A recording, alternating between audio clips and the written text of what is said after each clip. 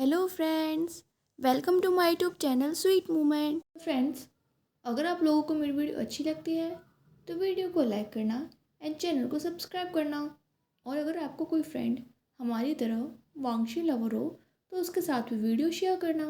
And friends, कल 25 जनवरी था और सारे प्लैनेट्स जो थे वो अर्थ के काफ़ी क्लोज आ गए थे और हम उन्हें देख सकते थे। मतलब 4 प्लैनेट्स को हम ऐसे ही नॉर्मली देख सकते थे। तो आप में से किस किस ने प्लैनेट्स को देखा मुझे ज़रूर बताना, क्योंकि मैंने तो गाइस यार 4 प्लैनेट्स को देखा था और मैंने उन्हें कैमरा में कैप्चर करने की कोशिश भी की थी। बट वो स्टार्स की तरह दिख रहे थे तो फिर मैंने एंड में वो नहीं किया कैप्चर। बट आप में से जिन जिन ने देखा है मुझे कमेंट में ज़रूर बताना। सो स्टोरी स्टार्ट करते हैं। लास्ट पार्ट मैंने आप लोग को बताया था कि विंग जब ट्रेनिंग के लिए ट्रेनिंग ग्राउंड में पहुंचता है तो हर कोई उसे ज़्यादा ट्रेनिंग करने से मना कर रहा था। इससे वो गुस्सा हो जाता है और यून हाओ को उससे फाइटिंग कंपटीशन के लिए बुलाता है। एंड वो सबको सरप्राइज करते हुए यून हाओ को एक मूव में ही हरा देता है। इसके बाद वांगजी और यून हाओ कोर्ट के लिए चले जाते हैं और विंग, वैनली और वैनहुआ वांगजी के रूम में आ जाते हैं। जब वो तीनों वांगजी के क्वार्टर में एंटर होते हैं तो वैन निंग उनका वेट कर रहा था। वैन निंग विंग को ग्रीट करता है और कहता है, योर हाइनेस, जनरल एंड उनकी वाइफ मीटिंग चैम्बर में आपका वेट कर रहे हैं। विंग हाँ कहता है और खुद को क्लीन करने एंड अपने रोब्स को चेंज करने चला जाता है। उसके बाद जब वो रेडी होके आता है तो फिर वो वैनली, वैनहुआ और वैनिंग के साथ मीटिंग चैम्बर्स में विंग के मदर एंड फादर से मिलने जाता है। पर विंग थोड़ा सा नर्वस फील कर रहा था। कल की मीटिंग के टाइम पे तो वो थोड़ा सा शॉक में था और सब कुछ इतना फास्ट फास्ट हुआ कि उसने किसी चीज़ पर ध्यान नहीं दिया। बट आज उसे इस बात का डर था कि कहीं विंग के मदर एंड फादर उसे पहचान न लें, उन्हें समझ में ना आ जाए कि ये उनका सन विंग नहीं बल्कि कोई और है। वो चारों मीटिंग चैम्बर में एंटर होते हैं। विंग की मदर फादर दोनों वहाँ पर बैठे हुए थे और विंग का वेट कर रहे थे। विंग उन लोगों को ग्रीट करता है। विंग की मदर विंग को हक कर लेती हैं और उसके बाद वो वैनली और वैनहुआ को भी हक करती हैं। इसके बाद सब कोई वहाँ पर बैठ जाते हैं और वैनिंग उन लोगों के लिए टी प्रिपेयर करने लगता है। विंग की मदर पहले वैनिंग की तरफ देखती हैं। वो विंग से कुछ बातें पूछना चाहती थीं पर वो श्योर नहीं थी कि क्या वो वैनिंग के सामने वो बातें कह सकती हैं या नहीं। पर वैनली जब भी नोटिस करती है तो वो विंग की मदर से कहती हैं कि मदर, आप जो चाहें वो कह सकती हैं। विंग की मदर समझ जाती हैं कि वैनिंग यहाँ पर जो कोई बात होगी उसे किसी और से शेयर नहीं करेगा, इसलिए वो थोड़ी सी कंफर्ट हो जाती हैं और विंग से पूछती हैं कि वो पैलेस में ठीक है या नहीं, या फिर कोई उससे पैलेस में रूडली बात तो नहीं करता या कोई उसके साथ मिसबिहेव तो नहीं करता और वांग जी उसे कैसे चीट करता है। विंग की मदर को पता था कि विंग को यहाँ पर कोई प्रॉब्लम नहीं होगी क्योंकि वो इम्प्रेस है। बट फिर भी वो एक मदर थी और अपने सन को लेके काफ़ी ज़्यादा वरिड थी। विंग स्माइल करता है और कहता है, मदर, मैं बिल्कुल ठीक हूँ, मुझे कोई प्रॉब्लम नहीं है। पर विंग के फादर नोटिस कर रहे थे कि जब से विंग यहाँ पे आया था वो काफ़ी ज़्यादा थका हुआ लग रहा था। इसलिए वो विंग से पूछते हैं कि विंग, तुम यहाँ आने से पहले क्या कर रहे थे। विंग कहता है कि वो ट्रेनिंग कर रहा था। ये सुनते ही विंग के मदर एंड फादर दोनों वरीड हो जाते हैं। पर इससे पहले कि वो दोनों कुछ कह पाते, वैन हुआ सिचुएशन को संभाल लेती है। उसे पता था कि अगर विंग की मदर एंड फादर ने उसे प्रैक्टिस करने से मना किया तो विंग को बुरा लगेगा और वो ऐसा कुछ नहीं चाहती थी। इसलिए वो कहती है, मदर, आपको पता है आज विंग ने ट्रेनिंग के टाइम पर सिर्फ एक मूव में ही हिज मजेस्टी के रॉयल गार्ड को हरा दिया। ये सुनते ही विंग की मदर एंड फादर शॉक के साथ विंग को देखने लगते हैं और वो दोनों क्वेश्चनली वैनली और वैनहुआ की तरफ देखते हैं, जैसे मानो पूछ रहे हों कि वो दोनों क्या कह रही हैं। तभी वैनली कहती है, यस मदर, आपको पता है विंग का वो मूव देख के मैं, वैनहुआ और एम्पायर बहुत शॉक में थे। और तो और उन्होंने विंग का वो मूव फिर से करके दिखाने के लिए कहा। एंड फ्रेंड्स, जब भी ये लोग साथ में होते हैं तो वैनली और वैनहुआ विंग को उसके नाम से ही बुलाती हैं, क्योंकि विंग ने कहा था कि जब वो जब वो लोग साथ में हैं तब वो फैमिली टाइम होता है। एंड उन दोनों को उसे किसी भी ऑनर के साथ बुलाने की कोई ज़रूरत नहीं है। वैनली और वैनहुआ की बातें सुनकर विंग के चीक्स रेड होने लगते हैं। विंग के फादर कहते हैं, विंग, तुमने ऐसा कौन सा मूव किया जो किसी को नहीं पता, और तुम कब से फाइटिंग की ट्रेनिंग कर रहे हो? विंग कहता है कि फादर, मैं खुद को प्रोटेक्ट करना चाहता हूँ और अपनी प्रोटेक्शन के लिए दूसरों पर डिपेंड नहीं रहना चाहता, इसलिए मैं वैनली और वैनहुआ के साथ प्रैक्टिस कर रहा हूँ। तभी विंग की मदर कहती हैं कि विंग, क्या तुम हमें भी वो मूव करके दिखा सकते हो? विंग के मदर एंड फादर की फाइटिंग स्किल्स बहुत अच्छी थी और वो दोनों विंग के बर्थ के टाइम से ही चाहते थे कि विंग भी उनकी तरह एक अच्छा फाइटर हो। बट विंग की बॉडी बहुत वीक थी और वो फाइटिंग नहीं कर पाता था, इसलिए उन दोनों ने इस बात के बारे में आगे नहीं सोचा। लेकिन जब आज उन लोगों को पता चला कि विंग के मूव को देखकर एम्पायर ने खुद विंग से वो मूव करने के लिए दोबारा कहा, तो उन्हें अपने सन पे बहुत ज़्यादा प्राउड फील हो रहा था और वो दोनों भी विंग का ये मूव देखना चाहते थे। तभी वहाँ पर वैनिंग उन सब के लिए टी लेकर आता है और सबको टी सर्व करता है। तभी विंग के फादर कहते हैं कि हाँ सन, हमें भी तो वो मूव करके दिखाओ। विंग ये सुनकर वैनली और वैनहुआ की तरफ देखता है, जो कि वैनिंग को देख रही थी। विंग भी वैनिंग को देखता है और समझ जाता है कि वो दोनों क्या कह रही हैं, और वो वैनिंग से कहता है कि वैनिंग, क्या तुम मेरी हेल्प करोगे? वैनिंग तुरंत विंग के सामने आता है और कहता है, यस योर हाइनेस, बताइए मुझे आपकी क्या हेल्प करनी है। विंग कहता है कि वैनिंग, टर्न हो जाओ। वैनिंग को समझ नहीं आता कि उसे क्या करना है, इसलिए वो वैनली और वैनहुआ की तरफ देखता है, पर वो दोनों कुछ नहीं कहती। वो दोबारा से विंग को कन्फ्यूजन के साथ देखता है, तो विंग अपना हाथ वैनिंग के शोल्डर पे रखता है और उसे टर्न कर देता है। फिर वो अपनी मदर, फादर, वैनली और वैनहुआ की तरफ देखता है, जो कि बहुत इंटरेस्ट के साथ विंग को देख रहे थे। फिर वो वैनिंग के एक नर्व्स पे पॉइंट करता है और उस पॉइंट पे प्रेशर देता है। जैसे ही वो उस पॉइंट पे प्रेशर देता है, वैनिंग एकदम से स्टिल हो जाता है एंड उसके बाद वो ग्राउंड पे गिर जाता है। विंग का ये मूव देखकर जनरल और उनकी वाइफ बहुत ज़्यादा शॉक में थे। वैनली और वैनहुआ, जिन्होंने ये मूव पहले भी देखा था, वो अभी भी थोड़े से शौक के साथ विंग को देख रही थी, क्योंकि उन चारों के लिए एक ये बहुत न्यू टेक्निक थी। फिर विंग वैनिंग के पास बैठता है और उसकी उसी नर्व पे दोबारा से प्रेशर देता है एंड वैनिंग की बॉडी मूव करने लगती है। फिर वो वैनिंग के उठने में हेल्प करता है। वैनिंग अभी भी सदमे में था कि आखिर उसके साथ क्या हो गया।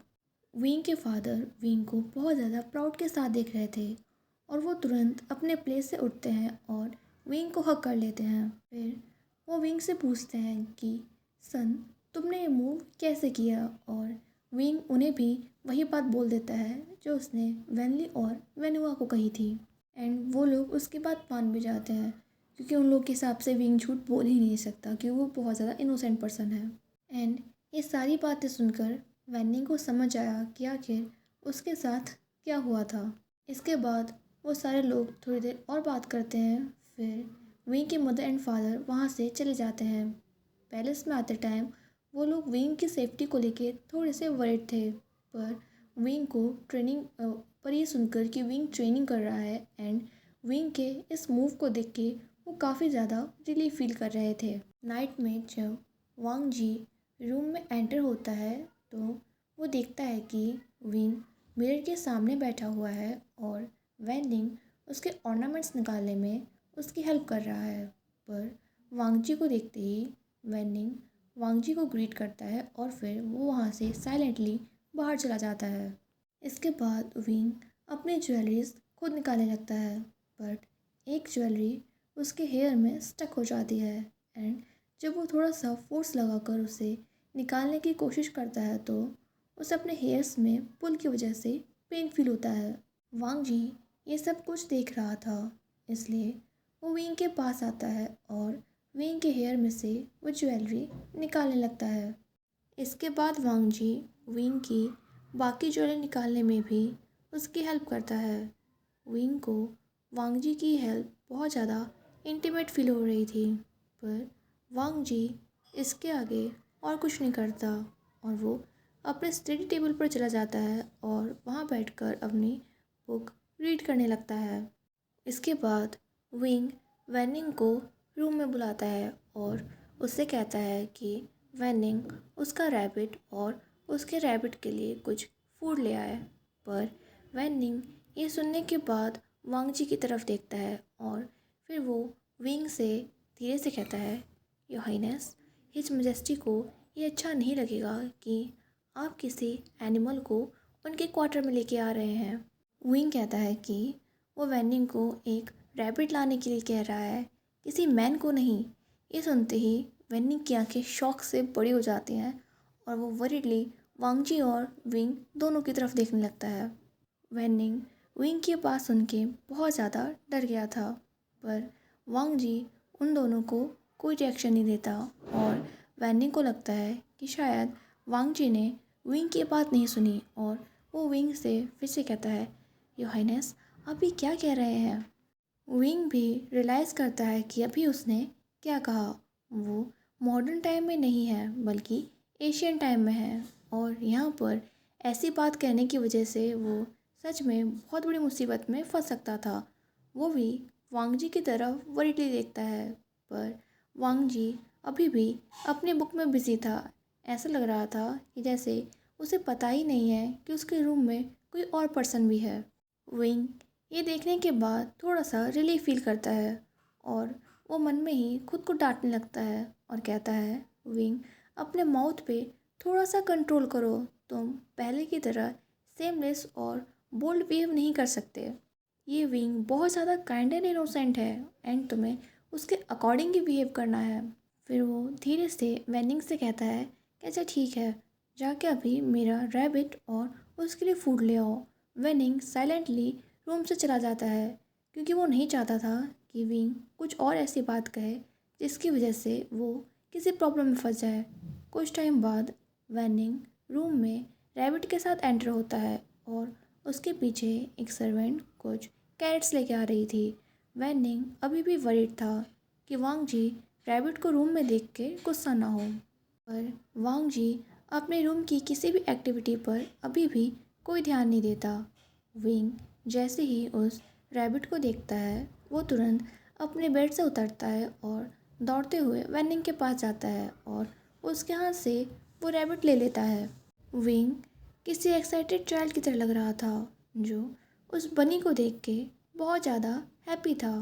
फिर वो सर्वेंट के हाथ से कैरेट लेता है और बनी को फीड कराने लगता है एंड उसके बाद वो उस बनी के साथ प्ले करने लगता है। वांग जी, जो कि ऐसा लग रहा था कि बुक रीड कर रहा है, वो इतने टाइम से विंग को नोटिस कर रहा था कि विंग कैसे हैप्पीली उस रैबिट के साथ प्ले कर रहा है। कुछ टाइम बाद वैनिंग एंड कुछ सर्वेंट्स फिर से रूम में एंटर होते हैं। वो वांग जी एंड विंग का डिनर लेके आए थे। वो लोग टेबल पे डिनर सर्व करते हैं एंड वैनिंग दोबारा से विंग के पास आता है और कहता है, योर हाइनेस, आप इस रैबिट को मुझे दे दीजिए, मैं इसे अपने साथ ले जाता हूँ। और वो विंग के हाथ से बिल्कुल वैसे ही रैबिट ले लेता है जैसे कि विंग ने वैनिंग के हाथ से छीना था और तुरंत रूम से बाहर चला जाता है। इसके बाद वो दोनों साइलेंटली डिनर करते हैं एंड विंग बेड पे सोने चला जाता है। वांग जी अभी भी कुछ बुक्स एंड डॉक्यूमेंट्स रीड कर रहा था एंड उसके बाद वो भी बेड पे सोने आ जाता है, पर तब तक विंग ऑलरेडी सो चुका था। नेक्स्ट मॉर्निंग जब वांग जी की नींद खुलती है तो वो देखता है कि आज भी विंग ने उसके चेस्ट पे सर रखा था और उसे टाइटली हग करके सो रहा था। वांग जी धीरे से अपना हाथ विंग के फेस पे ले जाता है और उसके चिक्स को टच करता है एंड देन फिर से उसके चिक्स एंड फॉरहेड पे किस करता है और कुछ टाइम तक उसे देखने के बाद बेड पर लेटा देता है और अपने डेली रूटीन के लिए चला जाता है। एंड जब विंग उठता है तो वो भी फ्रेश होकर वैनली और मैनुआ के साथ ट्रेनिंग ग्राउंड में ट्रेनिंग के लिए चला जाता है। आज वांग जी भी विंग की हेल्प करता है। ऐसे ही 1 वीक का टाइम स्पेंड हो जाता है और विंग को रियलाइज़ होता है कि वो वांग जी के लिए कुछ फील करने लगा है। वो वांग जी को लाइक करने लगा है। इस 1 वीक के टाइम में विंग और वांग जी पहले से थोड़ा ज़्यादा क्लोज हो गए थे और विंग ने नोटिस किया था कि किस तरह वांग जी के हर मूव में विंग की केयर होती है और वो किस तरह साइलेंटली विंग की हेल्प करता है। जब विंग ने वांग जी को फर्स्ट टाइम देखा था तो उसके हैंडसम फेस को देख के उसकी तरफ अट्रैक्ट हो रहा था, बट वो रियल विंग की मेमोरीज़ की वजह से अपने उस इमोशन पे ध्यान नहीं देता। पर अब जब से वो वांग जी के साथ टाइम स्पेंड कर रहा था एंड उसके बिहेवियर को जान रहा था, तब से उसने रियलाइज़ किया कि ये सिर्फ अट्रैक्शन नहीं है बल्कि वो वांग जी को लाइक करने लगा है। विंग को बस एक बात से ही प्रॉब्लम थी और वो ये कि वांग जी की 4 कॉन्क्यूबाइंस थी और विंग अपने मैन को किसी और के साथ शेयर नहीं करना चाहता था। पर विंग को भी पता था कि उसका उसके हार्ट पे कोई कंट्रोल नहीं है। इधर वांग जी को भी रियलाइज़ हो रहा था कि वो विंग के साथ जब भी होता है तो उसे कुछ अलग फील होती है। ऐसा उसे किसी भी कॉन्क्यूबाइन या किसी और पर्सन के साथ कभी भी फील नहीं हुआ।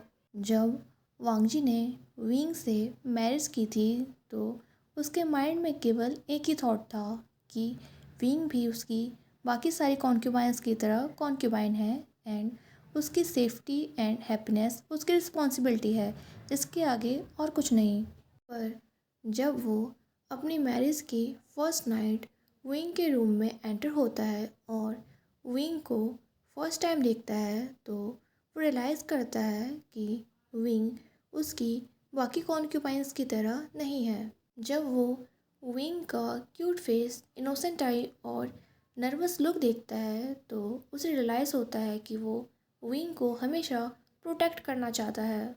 वांग जी को विंग के बारे में सब कुछ पता था, पर उसने विंग को कभी भी देखा नहीं था और विंग अभी उससे बिल्कुल एक इनोसेंट किड की तरह लग रहा था, जिसकी इनोसेंट को वो टेंट नहीं करना चाहता था। इसलिए वो अपने रोप्स उतारता है, बट सरप्राइजिंगली विंग उसके पास आकर उसकी हेल्प करता है।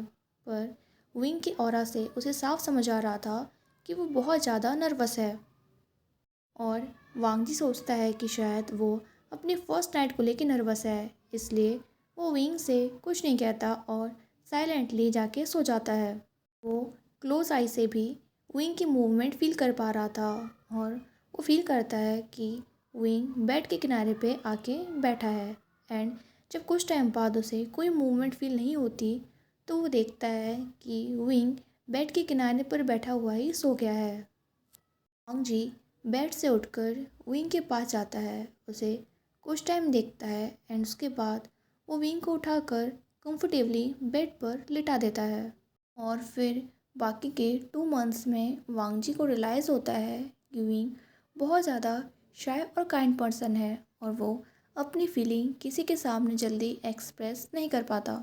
एंड जब वांग जी के कोर्ट के सारे मिनिस्टर्स उसे अपनी एम्प्रेस चूज़ करने के लिए कहते हैं एंड उसके मदर फादर उसे सजेस्ट करते हैं कि उसे विंग को चूज़ करना चाहिए, तो वो इस बात के लिए मान जाता है। उसे भी पता था कि पैलेस में क्या रूमर्स चल रहे हैं कि वो कॉन्क्यूबाइन सू को चूज़ करेगा, पर ऐसा नहीं था। वो कॉन्क्यूबाइन सू को लाइक नहीं करता था, बल्कि कॉन्क्यूबाइन सू भी उसके लिए उसकी बाकी सारी कॉन्क्यूबाइन जैसी ही थी। पर कॉन्क्यूबाइन सू वांग जी की फर्स्ट कॉन्क्यूबाइन थी एंड वांग जी ने रियलाइज़ किया था कि वो बहुत ज़्यादा इंटेलिजेंट है। जहाँ तक बात रही कॉन्क्यूबाइन सू को पनिश करने की, तो वांग जी ने कॉन्क्यूबाइन सू को कभी भी इसलिए पनिश नहीं किया क्योंकि जब भी उसके खिलाफ़ कोई कंप्लेन आती थी तो कोई प्रूफ नहीं होता था। उसकी बाकी कॉन्क्यूबाइन कभी भी वांग जी से कुछ नहीं कहती थी कि कॉन्क्यूबाइन सू ने क्या किया एंड वो एक एम्पायर है, वो विदाउट प्रूफ के किसी को भी कोई पनिशमेंट नहीं दे सकता। जब उसे विंग के बारे में पता चला था कि वो पॉन्ड में गिर गया है तो उसने विंग से भी पूछा था, बट विंग ने भी वांग जी से कुछ नहीं कहा। इसलिए वांगजी ने विंग के सिक्योरिटी को साइलेंटली बढ़ा दिया था और विंग को कहा था कि वो हमेशा अपने गार्ड्स एंड सर्वेंट्स के साथ ही रहे। एंड जब फॉरेस्ट में विंग पर अटैक हुआ तो वांगजी का भी डाउट कॉन्क्यूबाइन सू की तरफ गया था और उसने युनहाओ को इस बारे में बताया और उसे कॉन्क्यूबाइन सू की तरफ इन्वेस्टिगेशन करने के लिए कहा। पर युनहाओ को कॉन्क्यूबाइन सू के खिलाफ कोई भी प्रूफ नहीं मिला। इसीलिए वांगजी ने अपना ये पूरा 1 वीक विंग के साथ स्पेंड किया ताकि वो उसे सेफ रख सके। एंड इस 1 वीक के टाइम में वांगजी ने बहुत सारी चीज़ें नोटिस की, जैसे कि उसे लगता था कि विंग बहुत ज़्यादा शाय एंड इनोसेंट है। विंग उतना शाय भी नहीं है, बल्कि वो बहुत ज़्यादा बोल्ड है। उस दिन रूम में वांगजी ने विंग की वो बात सुन ली थी जो उसने वेनिंग से कही थी, बट उसने कुछ कहा नहीं क्योंकि वो खुद बहुत ज़्यादा शॉक में था। एंड उसके बाद इस पूरे 1 वीक में वांगजी ने कई बार विंग को ऐसे ही बोल्ड बातें करते हुए सुना। वांगजी ने ये भी नोटिस किया कि विंग बहुत ज़्यादा स्टबबॉर्न था और उसने विंग के बारे में जो कुछ सुना हुआ था कि विंग की फ़ाइटिंग स्किल्स, मतलब विंग ने फ़ाइटिंग की कोई ट्रेनिंग नहीं ली है और उसे फ़ाइटिंग नहीं आती, ऐसा कुछ नहीं था। क्योंकि वांगजी ने खुद विंग की आर्चरी देखी थी एंड वो उसके स्किल्स से बहुत ज़्यादा इम्प्रेस था। विंग के सारे निशाने एकदम करेक्ट थे और जब उस दिन विंग ने युनहाओ को फाइटिंग के लिए चैलेंज किया था तब उसने सिर्फ एक मूव में ही युनहाओ को हरा दिया था। एंड वांगजी विंग के उस मूव से भी बहुत ज़्यादा इम्प्रेस था। उसने कभी भी किसी भी पर्सन को ऐसा मूव करते हुए नहीं देखा था। एंड इस तरह वांगजी को पता चला कि विंग सच में सबसे बहुत ज़्यादा डिफरेंट है और वो धीरे धीरे विंग के इस डिफरेंट बिहेवियर को लाइक करने लगा था, क्योंकि वांगजी को पता था कि विंग चाहे जितना डिफरेंट एंड बोल्ड पर्सन हो, वो उसके साथ साथ बहुत ज़्यादा काइंड हार्टेड भी था। एंड विंग की वो बनी स्माइल देखकर वांगजी की हार्ट बीट हमेशा फास्ट हो जाती थी।